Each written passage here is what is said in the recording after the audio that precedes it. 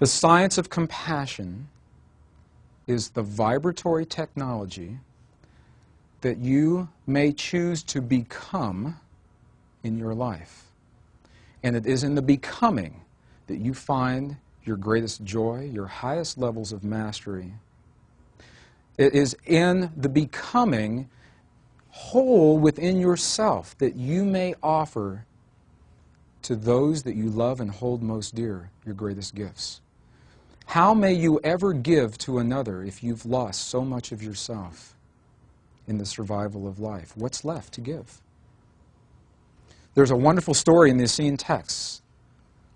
A woman was carrying a jar full of meal. This is how they shared their wisdom.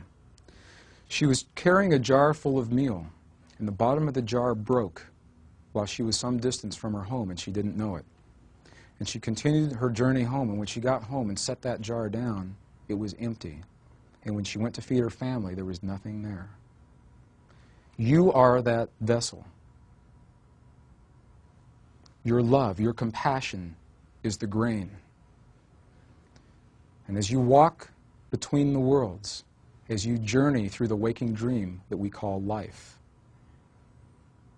and you compromise portions of yourself, you give that grain away little by little to survive life and to remember. Every once in a while, you'll find a point in your life where you really, really are choosing to give and share of yourself, maybe in a way you've never done before. And you reach into the vessel and you say, there's not much there.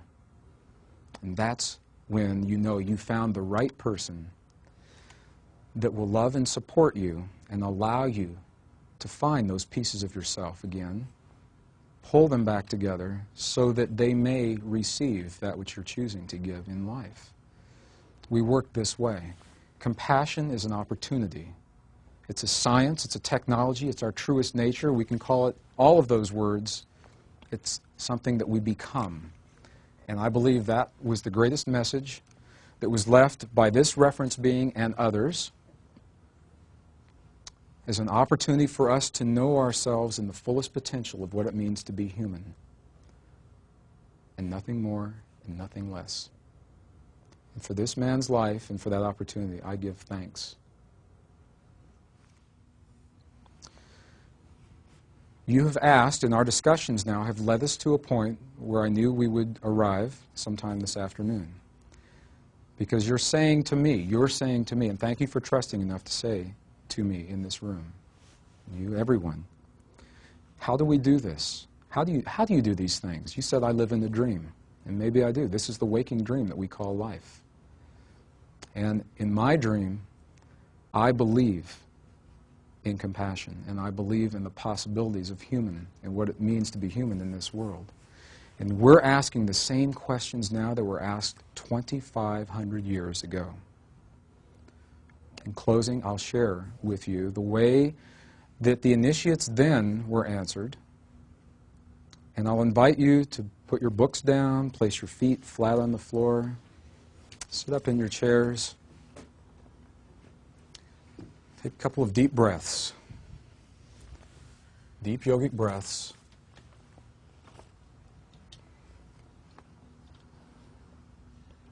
Close your eyes. Listen to these words.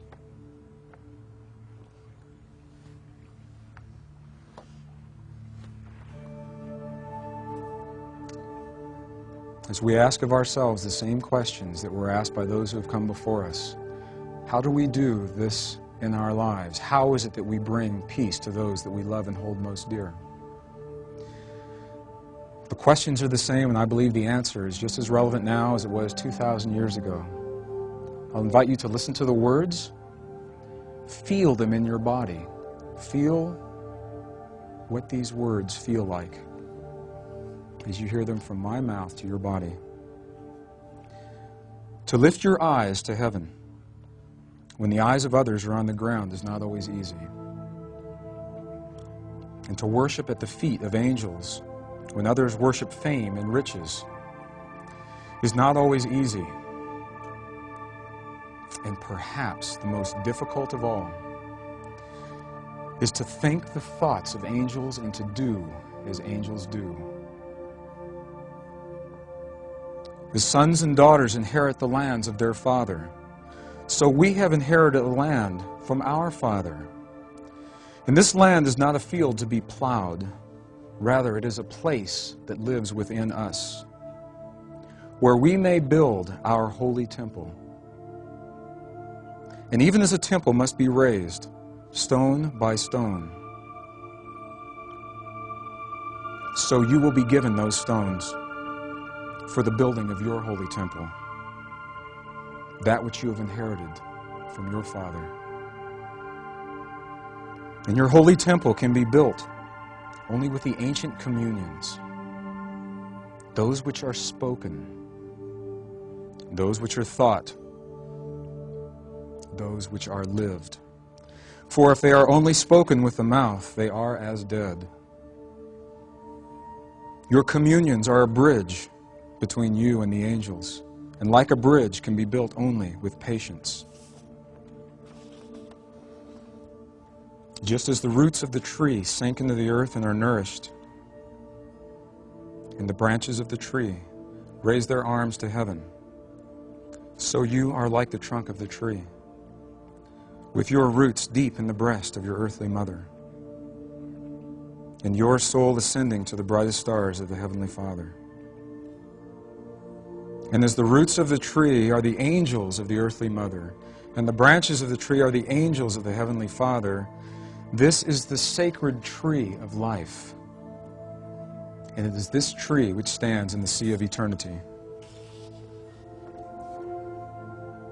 To lift your eyes to heaven when the eyes of others are on the ground is not always easy. And to worship at the feet of angels when others worship fame and riches is not always easy, and perhaps the most difficult of all is to think the thoughts of angels and to do as angels do.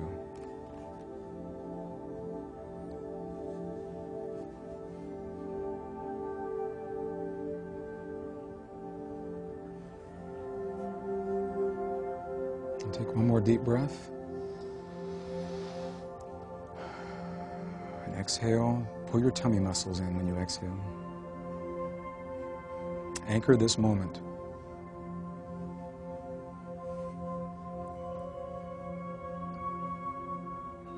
Whatever those words mean to you,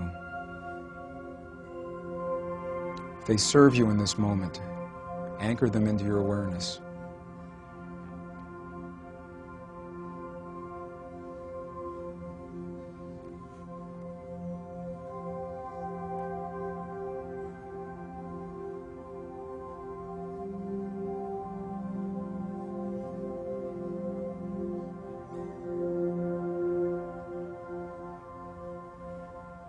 As you feel complete with that, open your eyes.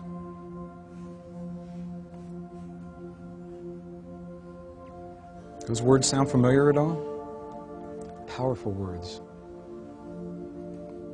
Perhaps the most difficult of all. To think the thoughts and do as angels do.